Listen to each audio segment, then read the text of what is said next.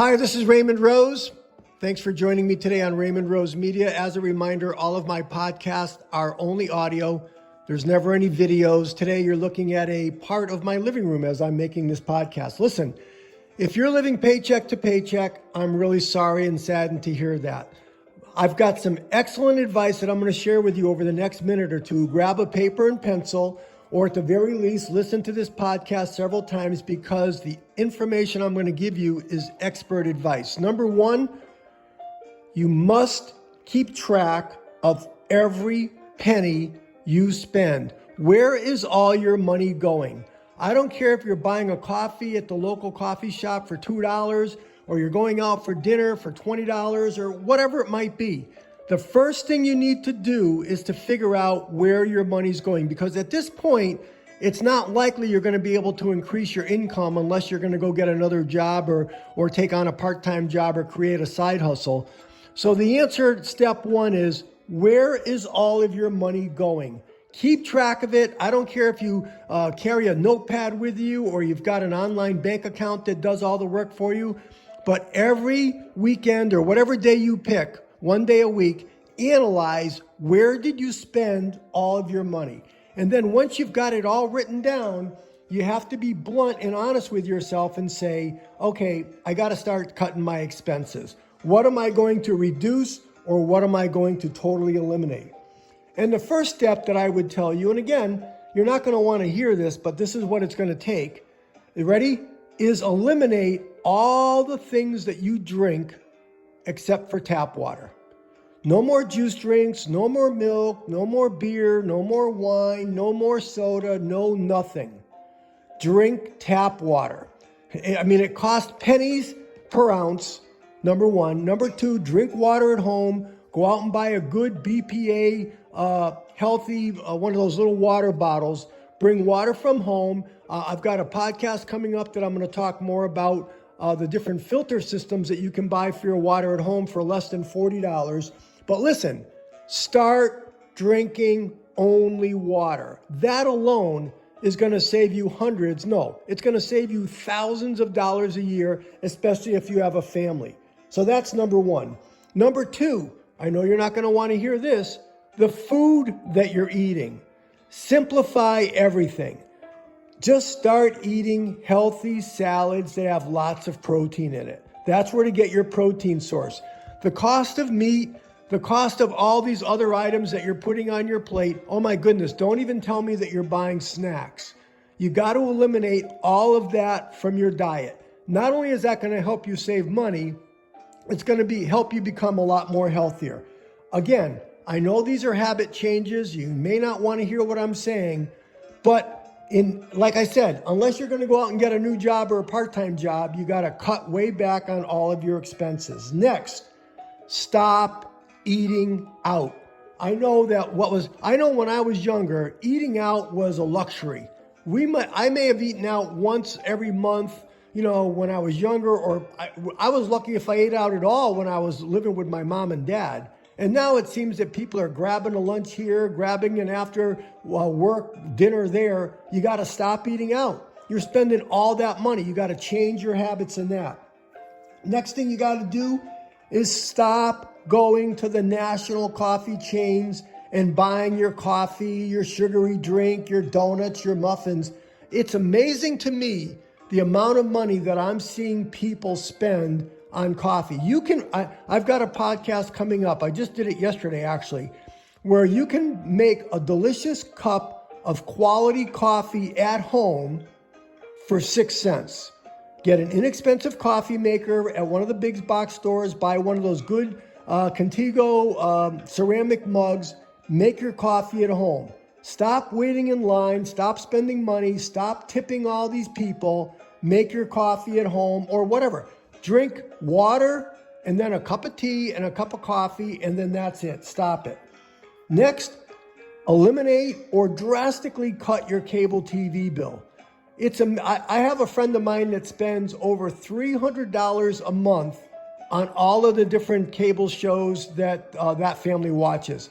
And I understand, they want to watch a different sporting event or they want to watch their special series that they've been following up on. But remember, When you spend $300 or $200 or $100, whatever it is on your cable bill, if you're going to spend $100, say, on your cable bill, that means you have to earn $120 at your job, give $20 of that money to the federal government in the form of taxes to net the $100. So you're saying to yourself, on all the things I described so far, the foods, the drinks, the eating out, all those things, the cable TV bill, how many hours do you have to work and be away from home to then pay taxes on your income, take that money, and then spend it on the things that I've mentioned thus far? Next, you gotta stop impulse buying. When you're going to the store, when you're shopping on your app, you see something, you push the button, you put it in your carriage, you buy it, you bring it home, you've got a dopamine hit, you're excited for a day or a week or maybe a month, but after a while, that impulse buying, that impulse purchase was something that you probably didn't really need. You gotta stop it. Break that habit. Let me keep going. Next, if you need clothes, consider shopping at the local thrift shop. I don't know if you follow this, but thrifting is in at all different ages, from the Gen Zs, the Gen X, even the baby boomers are getting into thrift shopping. You're going into the local thrift shop. You're going into the local consignment shop. You're going to Goodwill. You're buying at some of the thrift sites that are online. Stop paying full price for clothes. And I've got a real quick story for you. And this, some of you might identify with this. I bought a beautiful shirt at a thrift shop recently. It was beautiful. It was probably a $40 or $50 shirt. I paid $5 for it. The person I was speaking with said, "Oh my God, you bought somebody else's shirt? You're putting that shirt on your body? I mean, my God, what kind of person are you?" My friend said. It's like, "What are you talking about? I'm putting it in the washing machine. It's all nice and clean." He goes, "Even so, you're putting somebody else's shirt on your body, even though you washed it. I would never do that." And then I said to this person, "Do you ever go to a restaurant?" He goes, "Of course I do." I say, "Do you ever eat at the restaurant with utensils?" And he goes, "Of course." I said, "So let me get this straight. You think there's a problem with me washing a shirt that somebody else wore and putting it on my body? But you're putting forks and spoons in your mouth that somebody else had that in their mouth, and you don't have a problem with that?" And then all of a sudden, he realized he's right. There's nothing wrong with buying things at a thrift shop and wearing them. No different than, you're going to a restaurant, you're putting utensils in your mouth that went through a dishwasher. It's no different than buying things at a thrift shop that went through a washing machine. So start thinking about thrifting. Next, eliminate leisure travel. Just eliminate it. Again, if you're living paycheck to paycheck, your focus right now really should be on what you need to do to get out of debt. Hopefully you're not carrying debt on your credit cards, and hopefully you're not paying interest. If you are, everything that I've suggested to you thus far is absolutely perfect for you to pay off that credit card debt. My goodness, if you're paying interest every month on any debts, you got to stop that right away.